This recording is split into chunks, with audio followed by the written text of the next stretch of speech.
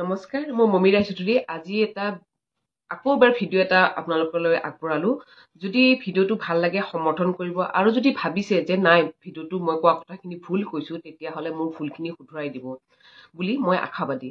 এতিয়া কথাটো হৈছে কি যে অহাকালি আক্ৰাছুৰ ফালৰ পৰা অসম বন্ধ ঘোষণা কৰা হৈছিল, কিন্তু দুৰ্ভাগ্যবশত যোৱা কেইবাবাৰৰ দৰে এইবাৰো বন্ধৰ আহ্বান কৰি আকৌ বন্ধ উঠাই লয়। এতিয়া মোৰ কথা হৈছে কি যে স্থিতি নোহোৱাই নেতৃত্বই জনগোষ্ঠীৰ অধিকাৰ কাঢ়ি আনিব পাৰিবনে? লাগেনে আপোনালোকে জনাব। গতিকে কোনোবাখিনি মই ভাবো, যিহেতু কোচ ৰাজবংশী এটা বৃহৎ জাতি, কিন্তু আজিৰ প্ৰেক্ষাপটত আমাৰ জাতিটোক জনগোষ্ঠীটোক সেই প্ৰতিপন্ন কৰিবলৈ চেষ্টা কৰা হৈছে, বিশেষকে সাহসীয় গোষ্ঠী, বিশেষকে আমাৰ নেতৃত্বত থকা কিছুমান দল সংগঠনৰ নেতাসকলে। গতিকে মই ভাবো যে বিবেক বা এইবিলাক বন্ধকত থৈ একো লাভ নাই, কাৰণ সময়ে কাকো ক্ষমা নকৰে। আৰু দ্বিতীয় কথা চাওক, আজি আপোনালোকে বিবেকটো বন্ধকত থৈছে, কিন্তু চাওক আপোনাৰো ল'ৰা ছোৱালী আছে, আপোনাৰ ল'ৰা ছোৱালীৰো ভৱিষ্যত আছে। আজি আপোনালোকে আছে, কালি হয়তো আপোনাৰ লগত দিন নাথাকিব, কিন্তু আপোনালোকৰ ল'ৰা ছোৱালীটো জীয়াই থাকিব লাগিব ন। তেওঁলোকে কি বুলি পৰিচয় দিব যদি আমাৰ পৰিচয়টোৱে নাথাকে? গতিকে মই আজি অকমান একচুৱেলি ভাবুক হৈ গৈছো। মোৰ বেয়া লাগিছে যে আমাৰ অৱস্থাৰ শোচনীয় ৰূপটো দেখা পায়, বা আমাৰ নেতৃত্বত থকা লোকসকলে কিয় বাৰু তেওঁলোকে ভালকৈ দকৈ চিন্তা নকৰে যে আমাৰ জাতিটো কোনফালে গতি কৰি আছে। সেইকাৰণে এটা সৰু ভিডিঅ' বনালো। কথাটো মই ক'ব বিচাৰিছো কি যে কোচ ৰাজবংশীসকলক আমাক জনজাতিৰ মৰ্যাদা দিয়াৰ দাবীত আৰু জনগোষ্ঠীৰ ভাষা সংস্কৃতিৰ উত্তৰণৰ বাবে এক শক্তিশালী গণ জাগৰণৰ প্ৰয়োজন আছে বুলি মই ভাবো। আপোনালোকে ভাবেনে? যদি ভাবে ৰাইজ, সকলোৱে ঐক্যবদ্ধ হওঁ আহক, সকলোৱে ঐক্যবদ্ধভাৱে ওলাই আহি মাতো আহক। আমাৰ ন্যায্য প্ৰাপ্য দাবী, আমাৰ অধিকাৰ জনজাতিকৰণ দিয়াৰ ক্ষেত্ৰত আমি সকলোৱে আগভাগ লওঁ আহক। কাৰণ কয় নহয়, ঘৰ এখন বনাব হলে আপোনাক বেলেগৰ মানুহে ঘৰ বনাই কেতিয়াও নিদিয়ে, বা ঘৰ সজাই কেতিয়াও নিদিয়ে।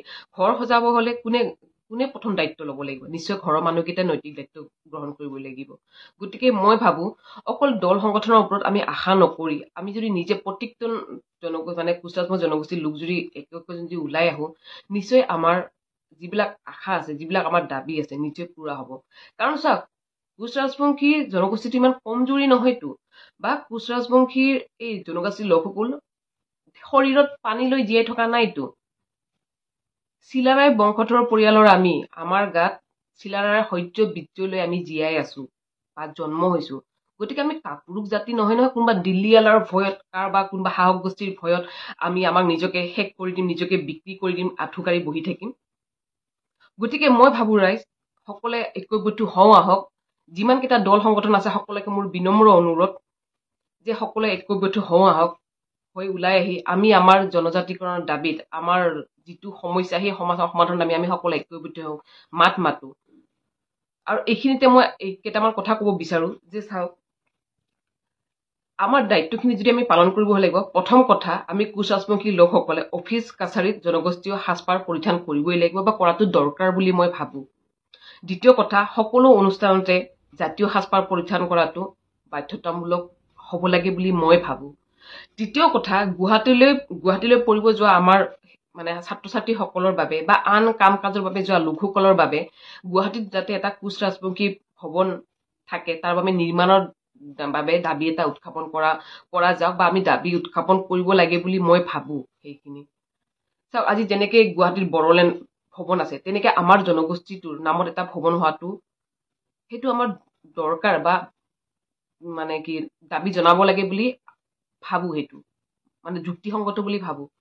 গতিকে মই এইকেইটা কথা লৈ আপোনাৰ ওচৰত এই ভিডিঅ'টো বনালো। আশা কৰো আপোনালোকে নিশ্চয় সঁহাৰি দিব বা ভাল পাব।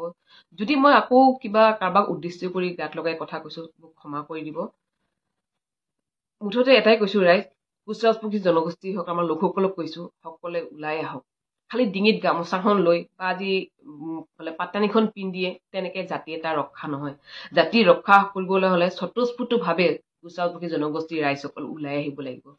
তেতিয়াহে দিল্লীয়লাই কঁপিব, নহলে না দিল্লীয়লাই কঁপিব না আমাৰ সাহস গোষ্ঠীয়ে কঁপিব অসমত।